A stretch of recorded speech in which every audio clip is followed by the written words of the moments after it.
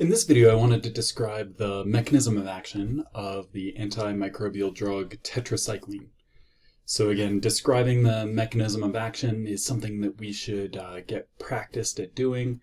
We should be able to identify what molecule in the cell the drug targets.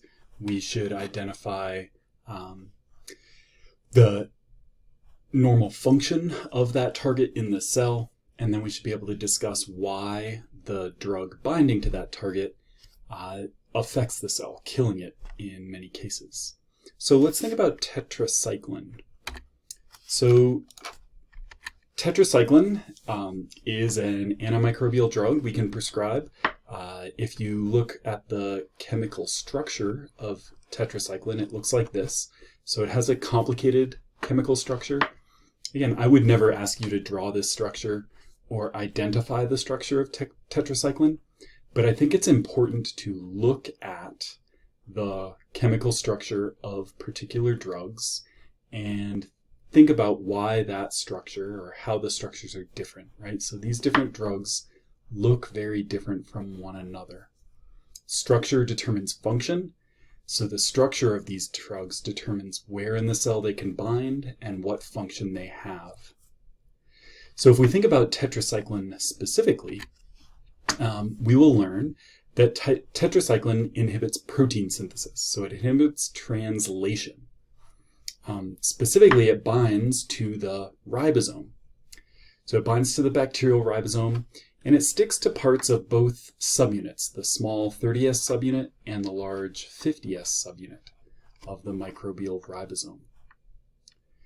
So the specific place that it binds will determine exactly how it disrupts translation.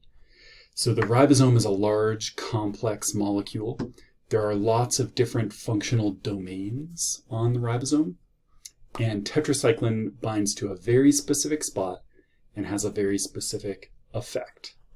And that effect is that tetracycline blocks the attachment of charged tRNAs to the A site of the ribosome.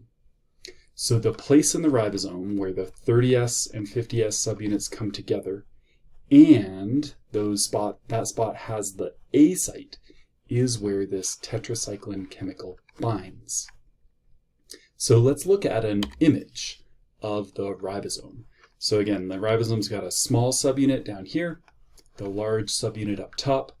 The large subunit has the A site, the P site, and there's also an E site where tRNAs exit. So on this structure, again, tetracycline binds to both the 30S and 50S subunits, and tetracycline binds right here at the bottom of the A site where the 50S and 30S subunits interact.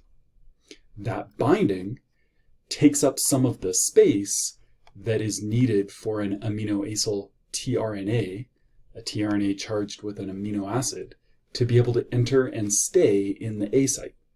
When tetracycline is here, tRNAs might try to enter the A site, but there's not enough space for them, so they just sort of bounce right out. If we can never bring a tRNA into the A site of the ribosome, we never have a new amino acid to add to a growing peptide chain when we're making the protein. So this effectively blocks translation. These bacteria can no longer make proteins. Proteins are critically important for cellular functions. Any organism that cannot make a protein cannot survive. So these cells die in the absence of new protein production. So I think that thoroughly explains the mechanism of action for tetracycline. What I'd want to leave you with next is thinking about selective toxicity. So selective toxicity is extraordinarily important for antimicrobial drugs. When we prescribe these drugs, we want to be sure that they will harm the microbial cells that are making us sick, but they will not harm the human host. So tetracycline is selectively toxic. And the explanation for that is that eukaryotic cells have ribosomes that are structurally distinct from prokaryotic cells and more specifically bacteria. Eukaryotic cells contain 80 S ribosomes. Those are larger and again structurally distinct compared to the 70 S ribosome we see in a bacterial cell. So ribosomes are structurally different in bacteria and humans. For that reason, tetracycline will not stick to the 80 S ribosomes in human cells. That means tetracycline will not inhibit protein synthesis in human cells, while it will inhibit protein synthesis in bacterial cells. And again, that clearly explains the selectively toxic nature of tetracycline. So I'll leave this here. As always, if you have any questions about how any of these drugs work, I hope you'll let me know and we'll discuss further. So I'll talk to you all again soon.